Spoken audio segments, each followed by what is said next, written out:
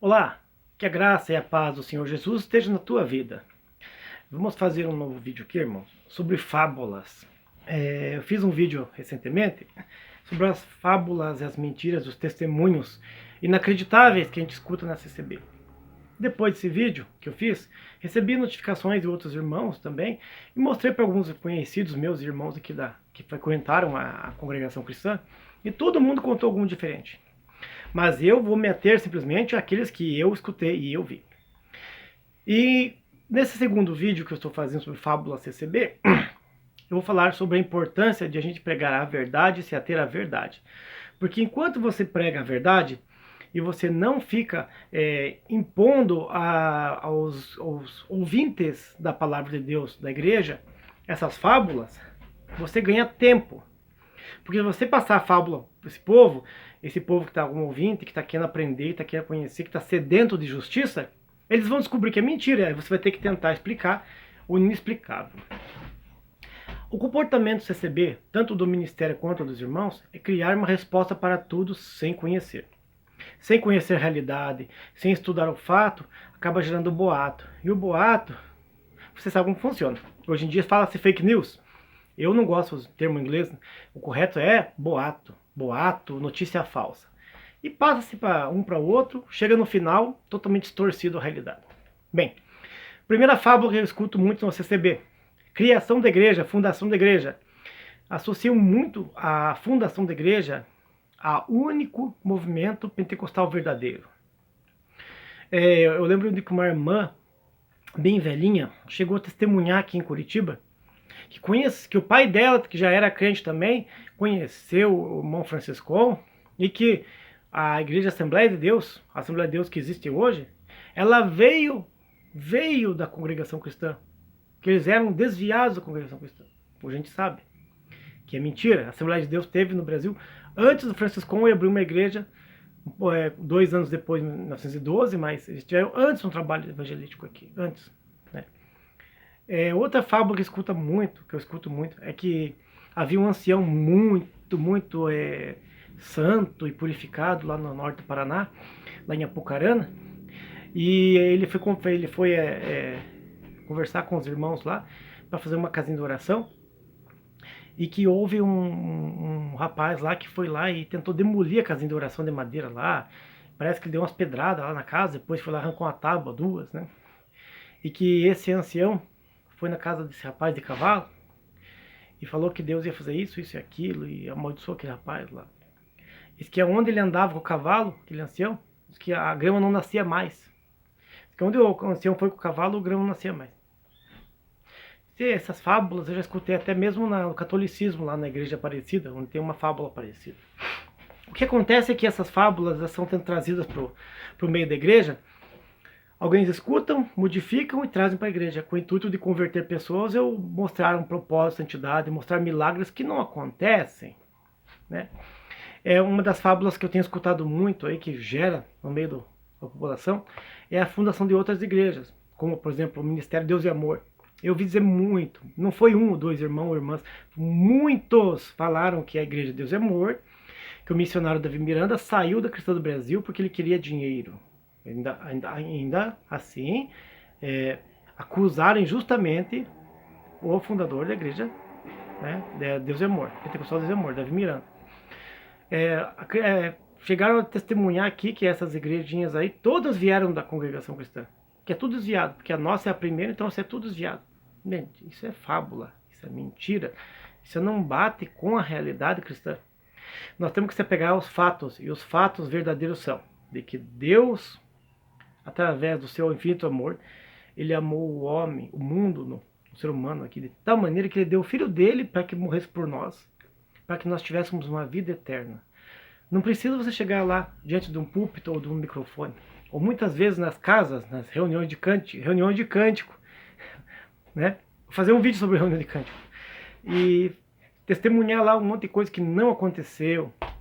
Eu já escutei tanta coisa, né? Como no outro vídeo eu já citei, né?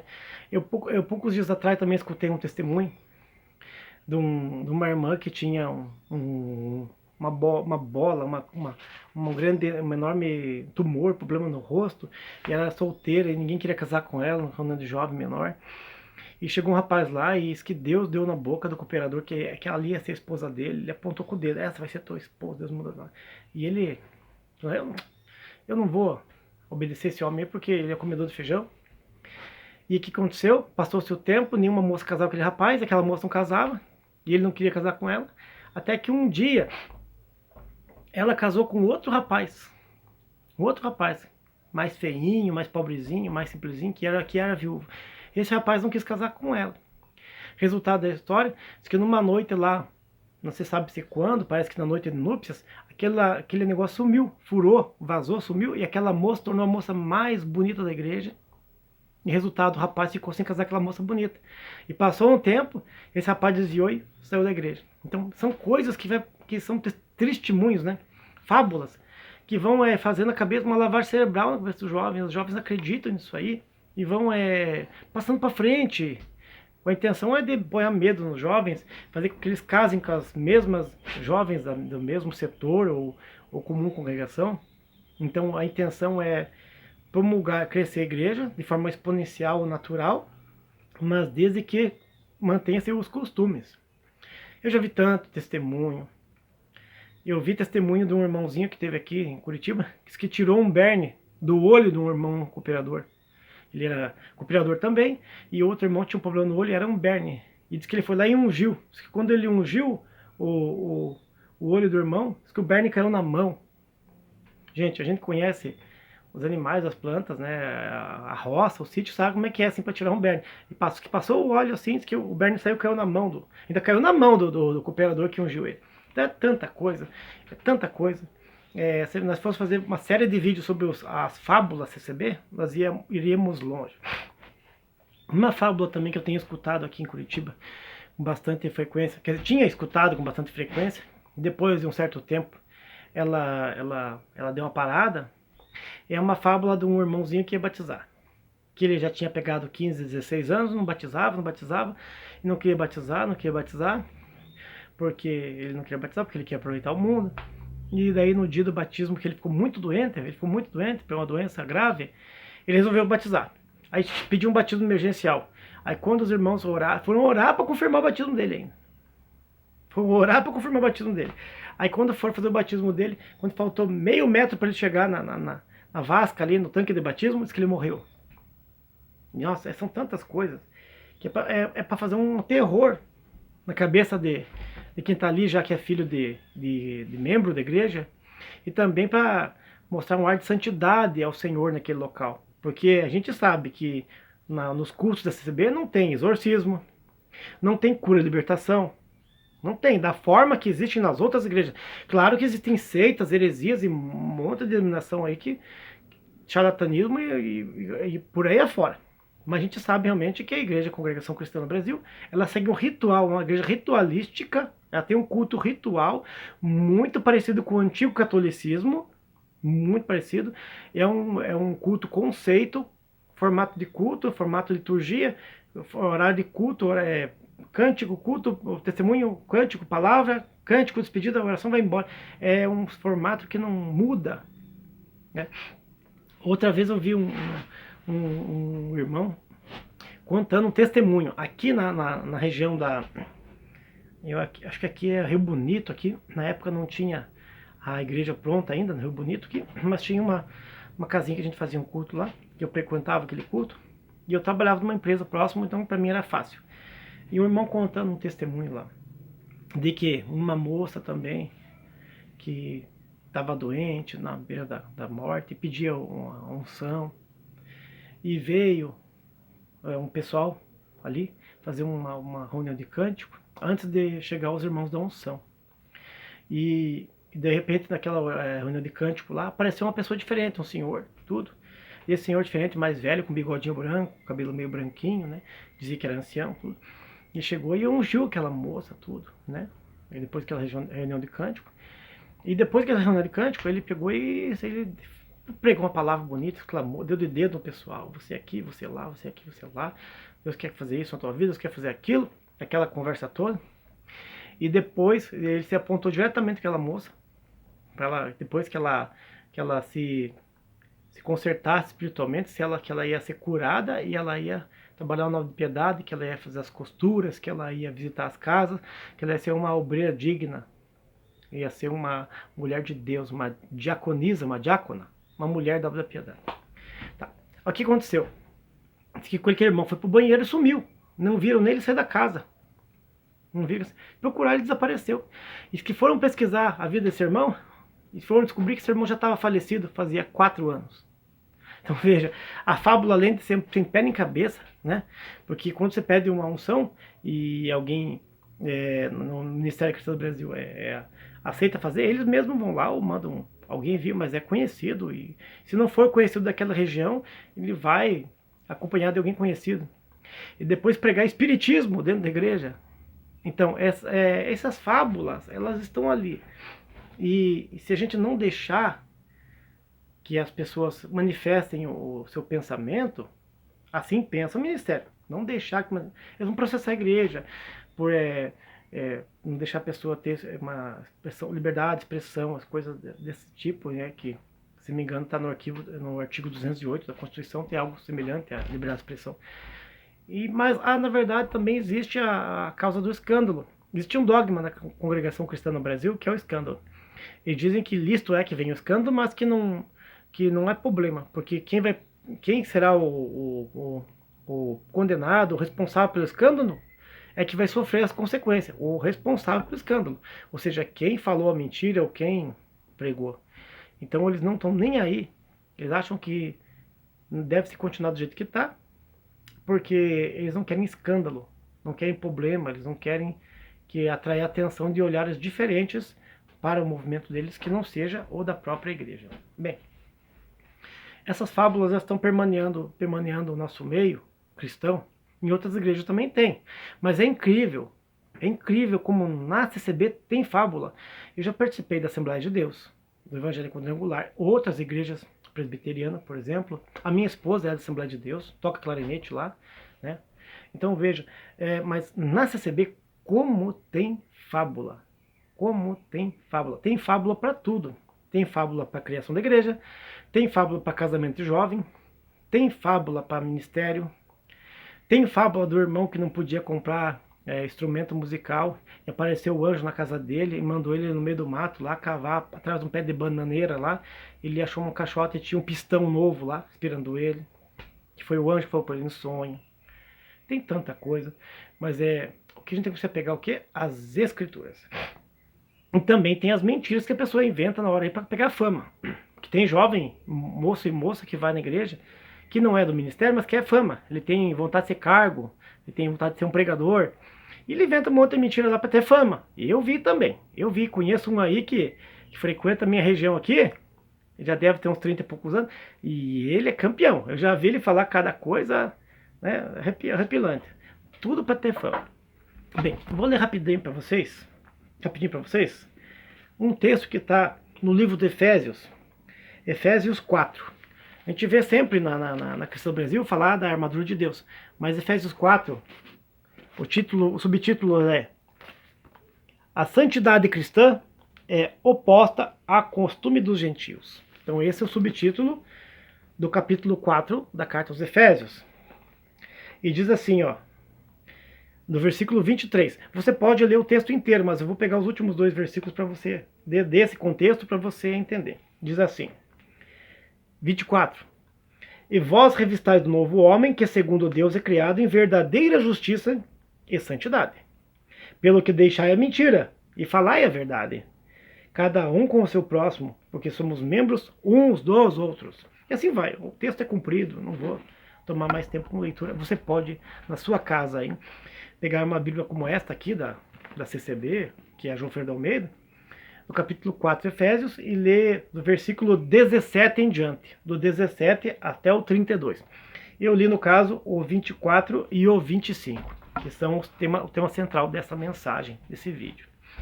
Então, se você vem do mundo para uma igreja e você quer sufocar a carne e aqueles desejos que você tinha do passado de ter fama, poder, ou ser conhecido, ou ser tido como uma pessoa de respeito, que é um cargo, que é uma posição, você está deixando transparecer um velho homem. Agora, vir para a igreja, qualquer seja que ela, para inventar boatinho, fake news, fábula, mentirinha, como dizem nossos irmãos aí, testemunho, usar o momento de um culto a Deus para se promover, ou para querer promover a igreja à custa da mentira, você está pecando. É blasfêmia. É blasfêmia.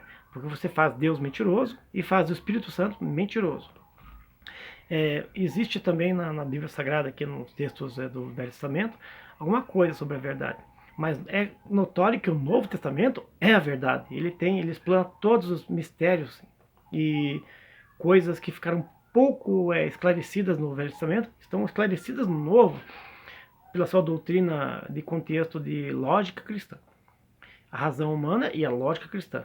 Nem tudo que a lógica, como se temos a noção da lógica humana hoje em dia, lá, que a ciência fala, pode ser que você tenha entendido que muito do que a ciência faz é errado. Não, a ciência não vem para estragar nada, nem combater nada. A ciência, ela vem para o quê? Para complementar a fé. Os textos da Bíblia falam de ciência, que falam para se cuidar com a ciência, está falando com outro tipo de ciência, outro tipo de conhecimento. Então, porque a palavra ciência significa conhecimento.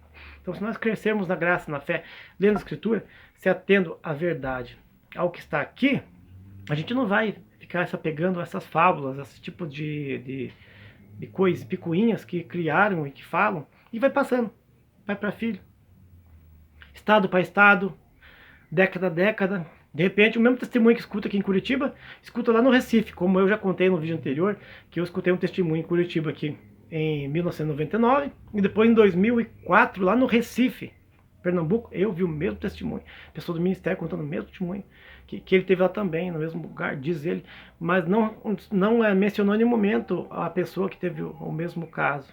Foram pessoas distintas, com personagens distintos no testemunho, evidenciando claramente que era uma mentira, que era produto da imaginação. Então vamos se apegar à verdade, né? A palavra de Deus fala para a gente se apegar à verdade e deixar as fábulas de velhas e profanas. Fábulas de velhas, ainda comenta, porque trazem mais tipo de contenda do que conhecimento, né? Então vamos apegar à palavra de Deus. Se você conhece alguém que fez algum tipo de fábula numa dessas igrejas que você frequenta ou frequentou, pode comentar aqui no canal, a gente vai fazer uma pesquisa sobre o assunto, quem sabe lançar um vídeo sobre o assunto. Bom, espero que Deus abençoe você grandemente. Entenda que o propósito desse vídeo não é criticar o órgão de dominação A, B ou C em específico, mas é desmascarar esse sistema mentiroso e falso que existe na congregação cristã no Brasil, tanto no ministério quanto no meio dos irmãos em comuns, a irmandade, como se fala. Porque, infelizmente, a contaminação existe e vai se formando um grupo de alienados com comportamento totalmente diferente do necessário para se viver em paz e harmonia com o resto da comunidade, com o resto da sociedade humana. Nós vivemos numa sociedade, num mundo gigantesco, globalizado, em que existem muitos tipos de meio de comunicação, ferramentas de pesquisa, tanto nos computadores como nos tablets e celulares. Então não tem nada escondido que não possa vir a claro, que vir a público, que não seja descoberto. Então vamos nos cuidar com essas mentiras aí. Se você já escutou e já passou para frente, né? Não passa para frente mais. Eu mesmo fui alienado.